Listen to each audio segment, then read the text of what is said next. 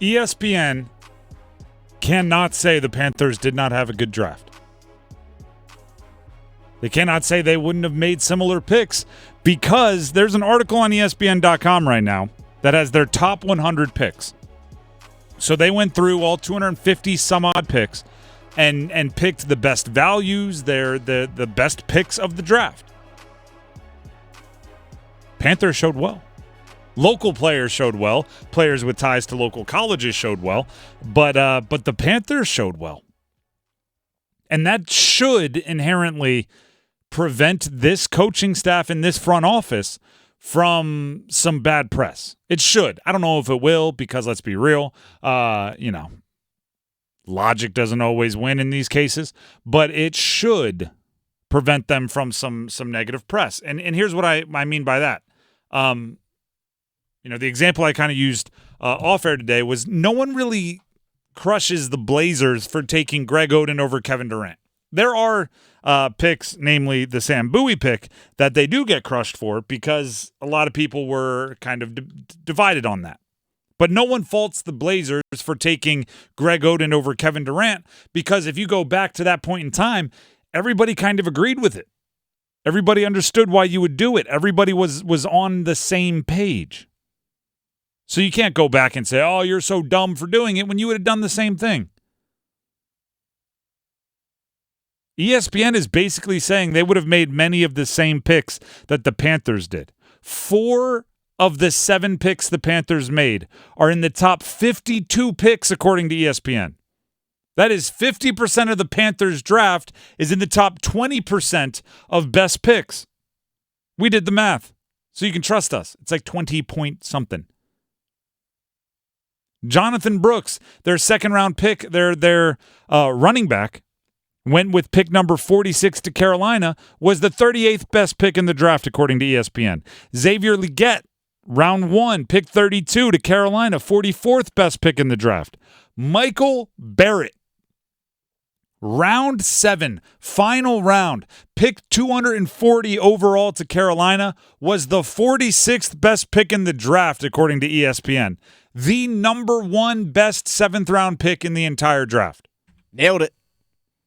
Jatavian Sanders, which was my favorite pick for the Panthers, round 4, pick 101, was the 52nd best pick in the draft, according to ESPN. If you get 4 starters from a draft, that's a great draft. If you get 1 legend and 3 starters, or if you get 1 legend and probably 2 other starters, it's a great draft.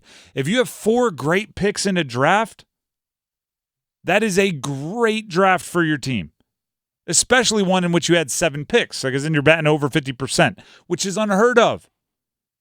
It's what the Panthers have to do to make up ground on their opponents. We've talked about they have to smash the early rounds, and they also need to hit on a couple in the later rounds. Well, guess what? If ESPN right now is predicting, right, based on this, they hit in the first round, they hit in the second round, they hit in the 4th round, which would be satisfying the requirement of you need to smash the early ones when you have the chance. And ironically, all offensive players. And then they have the best pick in the 7th round also on their roster. Michael Barrett out of Michigan, who if you go read the article, it's on ESPN.com, the little caption that they had for Michael Barrett was essentially this: how in the world did someone this good and productive end up in the 7th round? I'm paraphrasing, but only a little bit.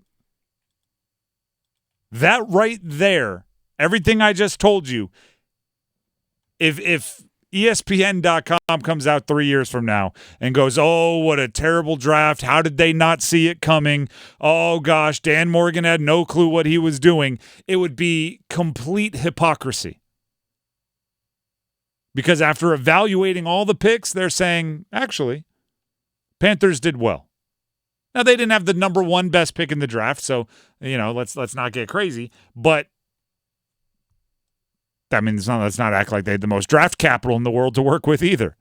Number 1 and number 2 pick, and like their best ranked picks were Roma Dunze, number 1, and Caleb Williams, number 2. So just the Chicago Bears in the first round, which does mean maybe if the Panthers kept their pick and didn't trade it, they would have had One of the top. Never mind. We don't have to go back to last year. If ESPN wants to criticize the trade from last year, go ahead. But this year, the Dan Morgan, Dave Canales era has started off with a positive response from the public.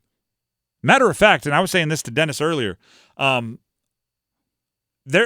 didn't absolutely love all of their picks. Mm-hmm. I liked the execution. I don't like taking a running back in the second round. I think they could have waited back at pick 33 and not traded up into number 1 or into the first round and gotten a similar wide receiver, if not the exact same wide receiver. I just had like small gripes.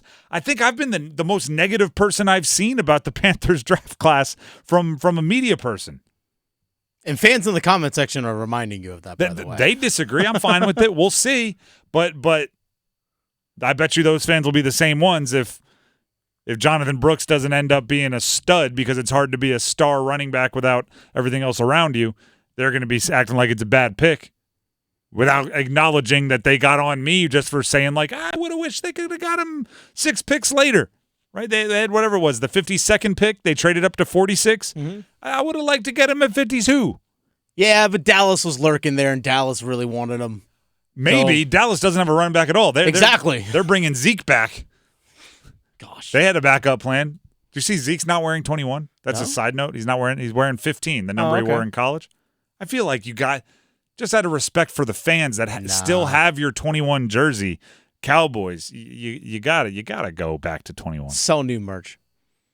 Yeah, see, that's I'm sure what he's doing. But you need more money. That's what you need. You're getting $9 million this year. Good on him.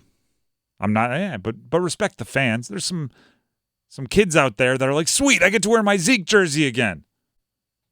Yeah, nope, they still can. Got to buy a new one. They still can.